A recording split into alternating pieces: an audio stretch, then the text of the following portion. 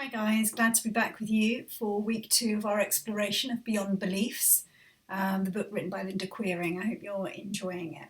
I think I said this last time, but I find I'm caught up in my busy life and then I sit down to read this book and there is something in it that instantly settles me. And I love it because one of the things they're talking about in these 2 chapters, chapters 3 and 4, is about that state of meditation. And it's just not a state that we need to try and get ourselves into, but we get to notice it as it shows up. So I sit down, I pick up the book, and there it is, right there for the taking. So there were a few kind of highlighted bits that really spoke to me. And always, what I get out of the book won't be what you get out of the book. What I got out of the book last time isn't what I get out of the book this time. And so these are just my reflections, and yours will be perfect for you too. So I just wanted to share what had come to me from it. So I love the whole theme of we're learning to live inside, in the heart. I now know that we do not find love, but we must uncover the love that already lies hidden beneath the maze of our thoughts.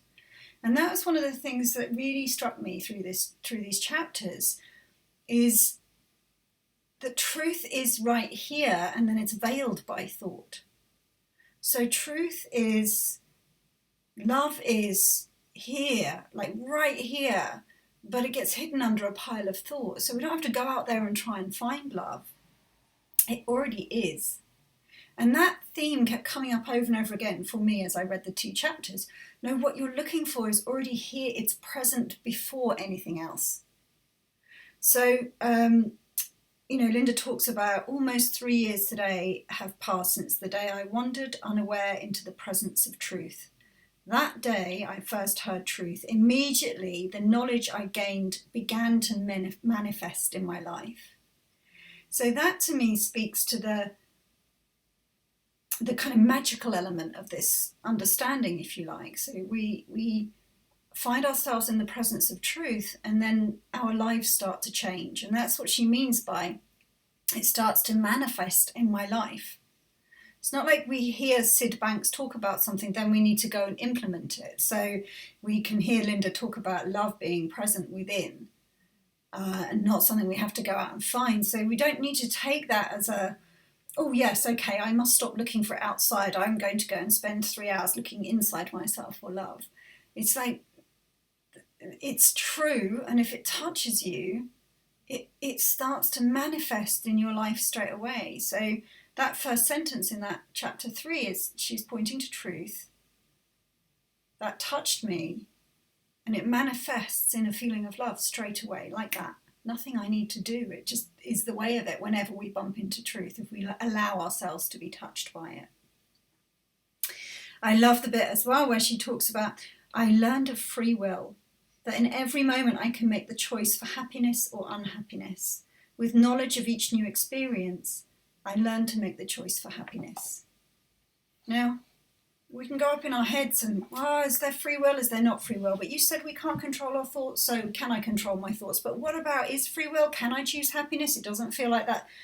Yeah, we can go down that route, right? And we can have a head-filled conversation about the nature of free will.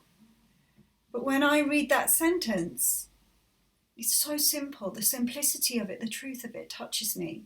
It does something for me. And that's what I'm looking for when I read a book or listen to Sid or a podcast or have a conversation with a coach or a friend.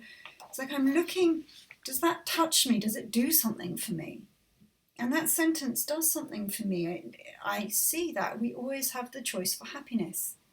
I see people around me that continually make a choice for sadness or worry or upset or stress. And you don't have to. And that's what Linda started to realise for herself. She'd been living in a pit of despair and, really low level of consciousness. And then all of a sudden she realised she didn't have to keep doing that. That simple, that realisation, because it's true, it touches you and it starts to manifest in your life, and you notice you stop making the choice for unhappiness or worry or stress all the time. I know, it can't be that simple, right? But imagine if it was. And then this is the bit where her and Sid kind of have this conversation about the knowing and the seeing and And it's so beautiful. She starts off, like how she kind of introduces this bit, she talks about, in such moments I had experienced my deepest understanding of life. I felt with a warm and glowing peace the fullness of life itself. How different the world is, I said, when we begin to see it. I never could have believed such a world existed, yet now I am surrounded by it. I know it has always been here, but I couldn't see it.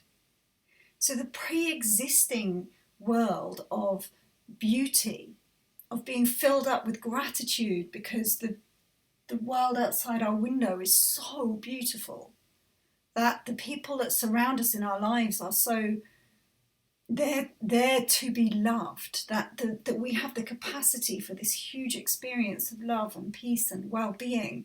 Like, that's the pre-existing, that's what's already here.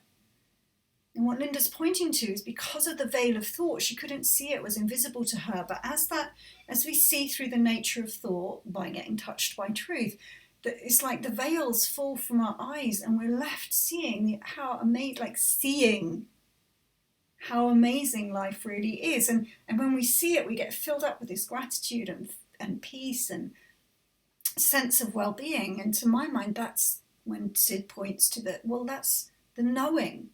Like, as we start to see, we begin to know.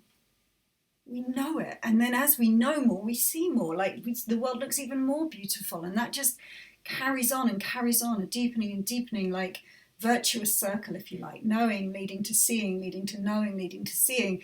And everything that isn't true, everything that isn't, all the thought created reasons why we can't be happy, why this isn't perfect right now, why this isn't perfect, all of those, that because it's created through the illusory nature of thought. So all that what isn't, i.e. all the stories and myths that thought tells us, as they start to fall away because we see the illusory nature of thought, we are left in the presence of what is. That pre-existing love, beauty, perfection that's right in front of our eyes for the taking. So that, to me, shows the simplicity, it shows the subtractive nature of this understanding. All we're doing through our own exploration is we're just letting those veils drop. Instead of clinging on to them, yeah, but it is a terrible world. Yeah, but this is a problem. Yeah, but I don't like it that I worry. Yeah, but I make the argument for unhappiness. It's like when we realize you don't have to keep doing that. And when you start to realize that everything you think is a story, a myth, a misunderstanding, those start to fall away. When they fall away, you realize the beauty of what was always there underneath. You see it, you know it, you feel it. And the world just becomes a nicer place to walk around in. You can see that from Linda's story all the way through, right? She's the most extreme example of from electric shock therapy and wanting to take her own life to living in a feeling of love and seeing the world as it already was right in front of her eyes. That world that was revealed to her is here right now for all of us. All of us, as we let thought fall away, it presences itself to us. So simple. So little work to do. Huge weight off our shoulders. And we find ourselves in that state of calm and meditation, of gratitude is the word I keep coming back to because that's what fills me up when I'm in that deeper feeling. And now we get to step away from our computers or our phones, wherever you're watching this, and we go and engage in the world from that completely different level of consciousness. Like Sid says, human beings are just a particular state of consciousness in this moment. And we get to go out in this state of consciousness, and our kids look nicer, and our husband looks handsomer, and our work looks more appealing, and the weather, even though it's rainy and cold right now, like looks perfect. All is well with the world. That's what it seems to me that they're pointing to. And not just me reading about it, but me having an experience of it while letting it touch me while reading it. So go share with me in the Facebook group, like what comes through you when you're reading this book. Did it touch you? Does it move you? Does it do anything for you? And it might not right now, and that's absolutely fine as well. Like different teachers resonate with us at different times in our journey. Okay, so you might be reading this and thinking, I have no idea what they're talking about, and that's fine. Just keep reading, because you never know when you're gonna walk into truth and it's gonna hit you, like what happened with Linda. Right? Linda had to go through years and years and years of these terrible experiences before she walked into truth. So we don't know when that moment is going to be. It will no doubt surprise us. It did me. And just keep looking in this direction, and at some point it will hit you because it's true. Okay, so make sure you read the next 2 chapters, so 5 and 6, before you watch the video next week, and I'll be back with you with another exploration into this gorgeous, gorgeous book. See you later.